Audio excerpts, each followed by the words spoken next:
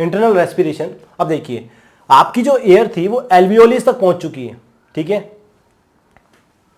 और एल्वियोलिस क्या होता है, देखिए एल्वियोली से, ये जैसे मान लो आपकी एल्वियोली है, तो इस एल्वियोली को आपकी जो ब्लड कैपिलरीज हैं वो इस तरह से कवर करके रखती हैं।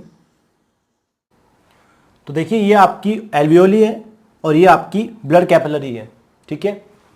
देखिए जब अपने एयर को इनहेल करते हैं अंदर तो उसमें ऑक्सीजन होती है। जब अपने फ्रेश एयर अंदर लेते हैं तो आपको पता है एनवायरनमेंट के अंदर 21% ऑक्सीजन है, ठीक है, और लगभग 0.01% के अप्रॉक्स आपकी कार्बन डाइऑक्साइड है, ठीक है। तो जब फ्रेश एयर अंदर लेते हैं तो यहाँ पे भी क्या हो जाएगा, परसेंटेज जो एयर का है उसमें ऑक्सीजन ज़्यादा हो जाएगी और कार्बन डाइऑक्साइड का परसेंटेज कम है। लेकिन जो ब्लड अपने टिश्यूज से आ रहा है, टिश्यू से जो ब्लड आ रहा है उनमें क्या है, O2 उन्होंने कंज्यूम कर ली थी और उसमें क्या है, CO2 का परसेंटेज ज़्यादा रहेगा, ठीक है। तो जब ब्लड के अंदर ब्लड कैपिलरीज में CO2 का परसेंटेज ज़्यादा है और एल्वियोलीज में CO2 का परसेंटेज कम है, तो ये CO2 क्या हो जाएगी, आपकी ब्लड से डिफ्यूज होके, देखो यहाँ पे जो प्रोसेस है वो होता है बेटा डिफ्यूजन।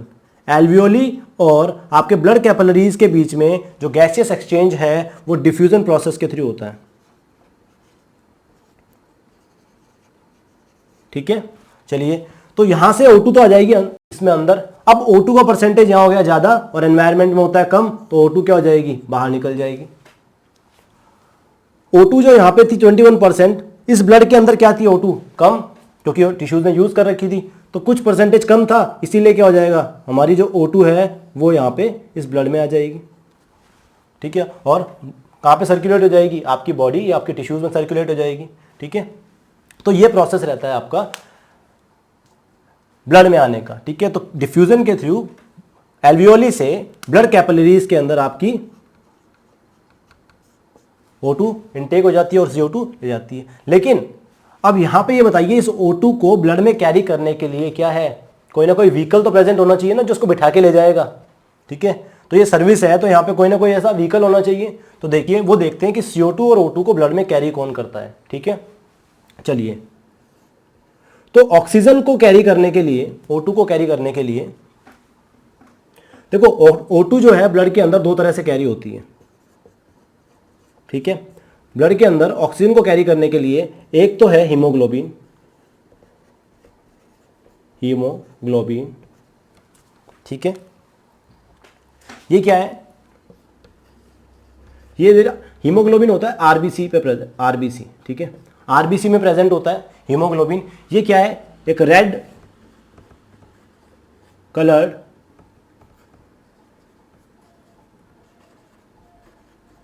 रेस्पिरेटरी पिगमेंट है। It's a red colour respiratory pigment, कहने का मतलब ये O2 को कैरी करता है, आरबीसी में प्रेजेंट होता है। और बेटा जो आपकी जितनी टोटल नंबर ऑफ सेल्स है ब्लड में, उसमें आरबीसी सबसे ज्यादा होती है और उसमें हीमोग्लोबिन की वजह से रेड कलर प्रेजेंट होता है। तो इसीलिए हीमोग्लोबिन की वजह से अपना जो मेन कलर है ब्लड का वो रेड है, ठीक है। तो देखिए अब ये रेड कलर जो रेस्पिरेटरी पिगमेंट है, ये हीमोग्लोबिन ऑक्सीजन के साथ में बाइंड करके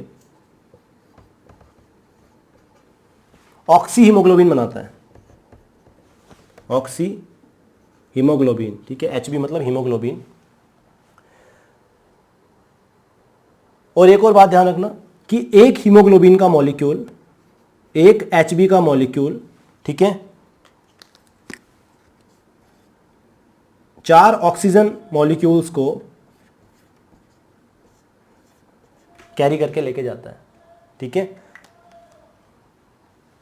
तो एक हीमोग्लोबिन मॉलिक्यूल 4 ऑक्सीजन मॉलिक्यूल्स को कैरी करके लेके जाता है, ठीक है, और ऑक्सी हीमोग्लोबिन फॉर्म करके लेके जाता है, ठीक है।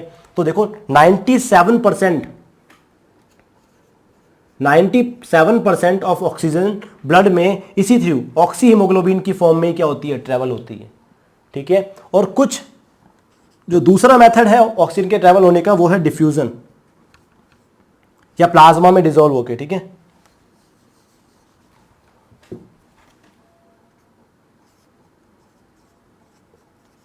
Dissolved in plasma. तो तो प्लाज्मा में डिजोल्व फॉर्म में लगभग 3% के अप्रॉक्स ये प्लाज्मा में डिजोल्व फॉर्म में होके, ठीक है, डिजोल्व होके और फिर क्या करती है, आगे जाती है। ये प्रोसेस बहुत स्लो है, इसीलिए मैक्सिमम जो है 97% इसी से ट्रेवल करती है ऑक्सीजन हमारी, ठीक है। चलिए, तो उसका ट्रांसपोर्ट 97% यहाँ से ऑक्सी हीमोग्लोबिन की फॉर्म में होता है। एक हीमोग्लोबिन का मॉलिक्यूल 4 ऑक्सीजन मॉलिक्यूल को कैरी करके लेके जाता है, ठीक है, oxy haemoglobin. What is haemoglobin? तो देखिए हीमोग्लोबिन क्या है। हीमोग्लोबिन, हिम मतलब यहाँ पे आयरन के लिए यूज, ब्लड के लिए यूज कर रहे हैं। हिम यहाँ पे आयरन प्रेजेंट होता है, ठीक है। और ग्लोबिन क्या है, एक तरह की प्रोटीन होती है, ठीक है। तो इसमें आयरन प्रेजेंट होता है हीमोग्लोबिन में, ये बताना। और ग्लोबिन जो होती है प्रोटीन्स होती हैं, ठीक है। अब बात करते हैं CO2 की, कि CO2 कैसे ट्रांसपोर्ट होती है ब्लड के अंदर।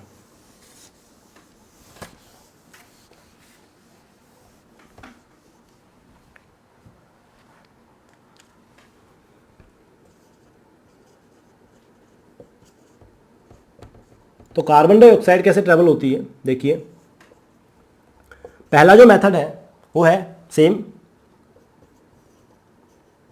प्लाज्मा में डिसॉल्व होके, ठीक है, बहुत कम अमाउंट में। दूसरा जो मेथड है वो है,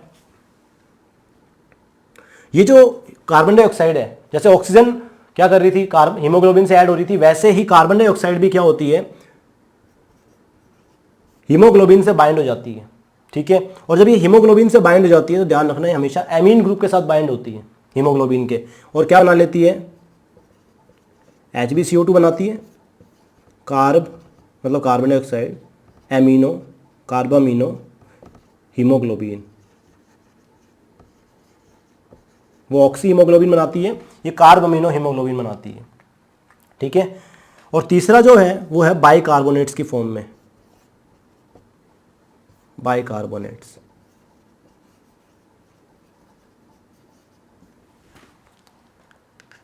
ठीक है। तो बाइकार्बोनेट्स की फॉर्म में, तो ये 3 CO2 का क्या है, इसके CO2 का ट्रांसपोर्ट होने के लिए 3 तरीके हैं, ठीक है, प्लाज्मा के थ्रू, हीमोग्लोबिन और बाइकार्बोनेट्स की फॉर्म में, ठीक है। तो ये आपका ब्लड के थ्रू इंटरनल रेस्पिरेशन होता है।